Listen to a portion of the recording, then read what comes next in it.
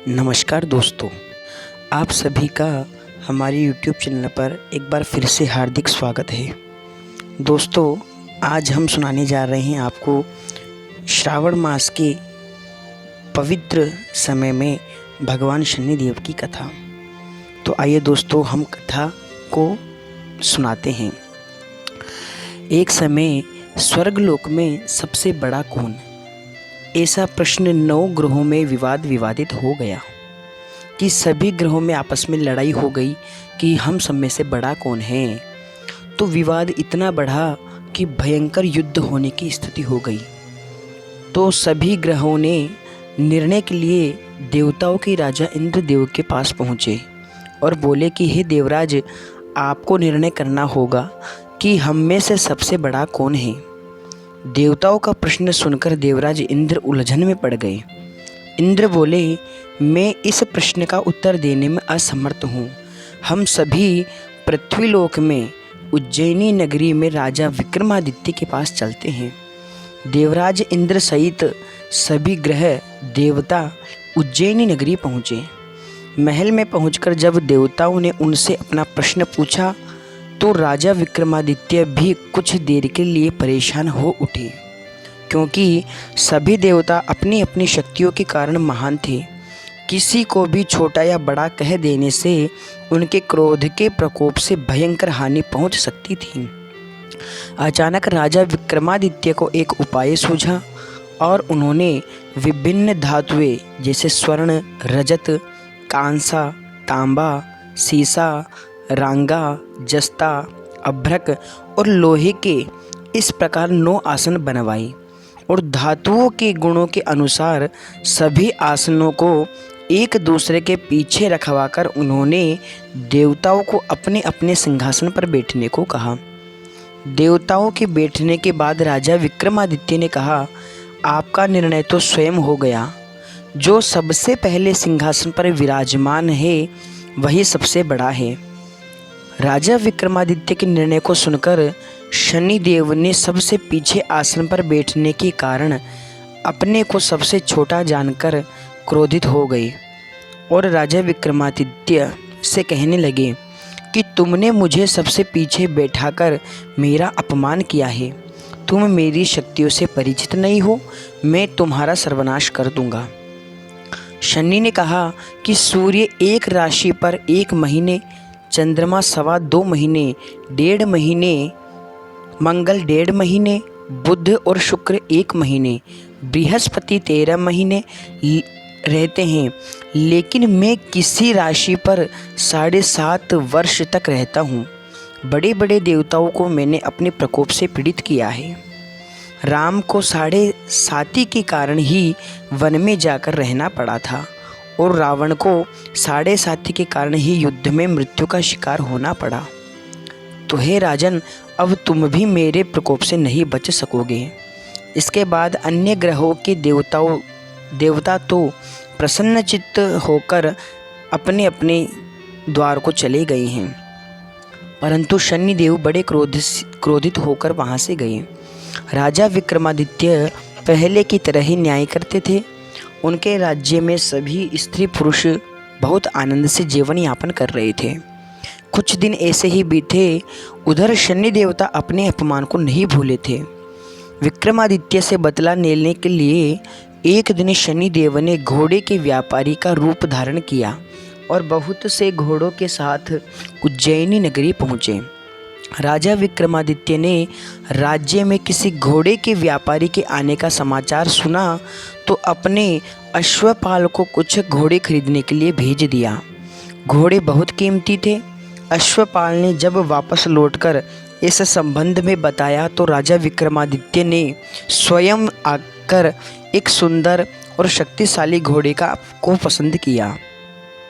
घोड़े की चाल देखने के लिए राजा उस घोड़े पर सवार हुए तो घोड़ा बिजली की तरह भयंकर गति से दौड़ने लगा।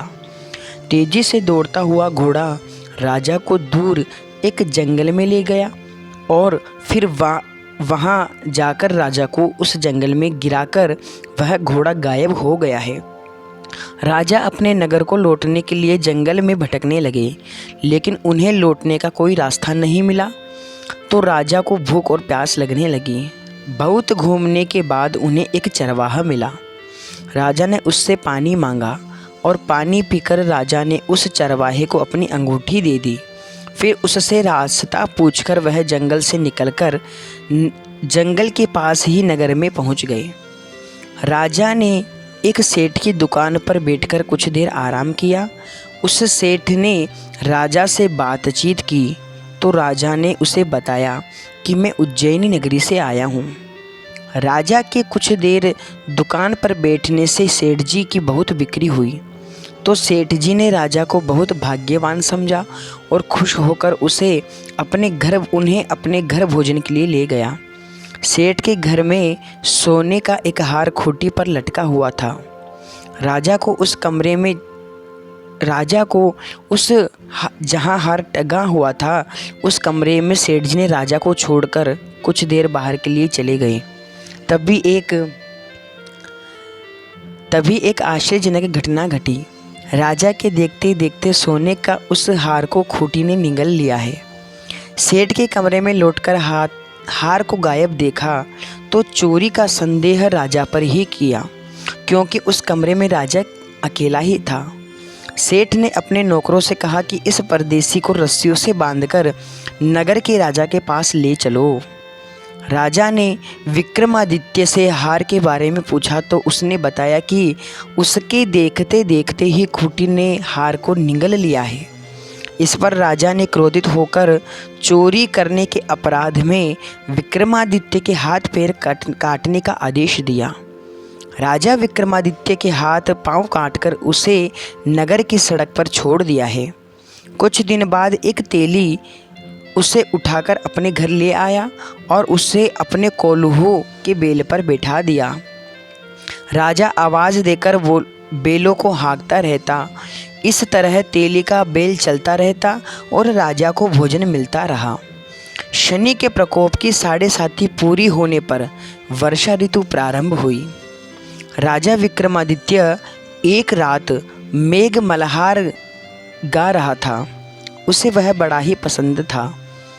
तभी नगर के राजा की लड़की राजकुमारी मोहिनी रथ पर सवार उस तेली के घर के पास से गुजर रही थी। उसने विक्रमादित्य के द्वारा गाया हुआ मेघ मल्हार सुना तो उसे वह बहुत अच्छा लगा और दासी को भेजकर गाने वाले को बुलाकर लाने को कहा। दासी ने लौटकर राजकुमार को अपंग राजा के बारे में सब कुछ बता दिया। राजकुमारी उसके मेघ मल्हार से बहुत मोहित हुई, अतः उसने सब कुछ जानकर भी अपंग राजा से विवाह करने का निश्चय किया। राजकुमारी ने अपने माता पिता से जब यह बात कही तो वे हैरान रह गए।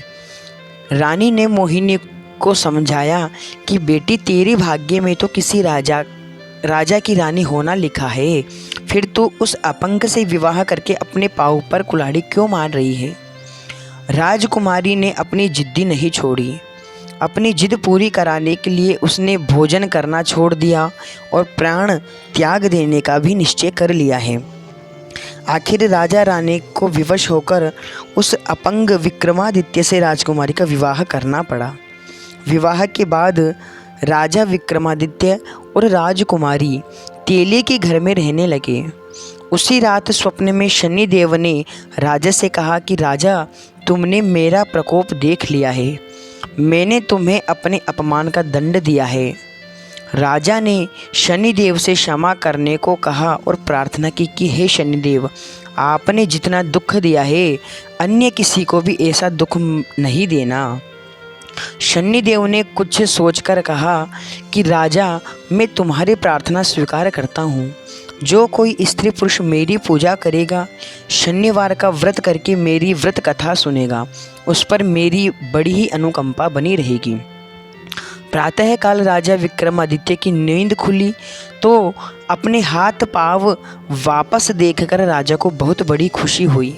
उसके मन ही मन में शनिदेव को प्रणाम किया और राजकुमारी भी राजा के हाथ पांव सही सलामत देखकर आश्चर्य में डूब गई।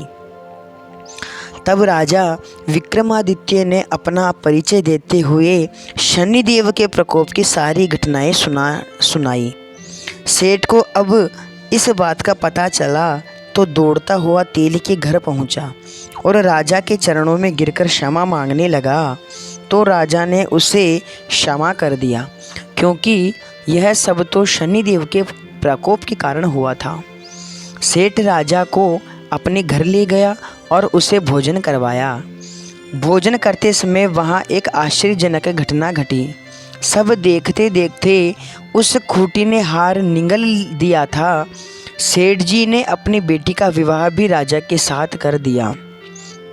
अर्थात दोस्तों कि जब राजा विक्रमादित्य सेठ जी के कमरे में थे तो वह खूंटी हार निगल लेती है, और अब जब दोबारा वह सेठ के घर पर जाते हैं तो वह खूंटी दोबारा से हार, उस जो निगला हुआ हार था उसे हार को वापस उगल दिया है।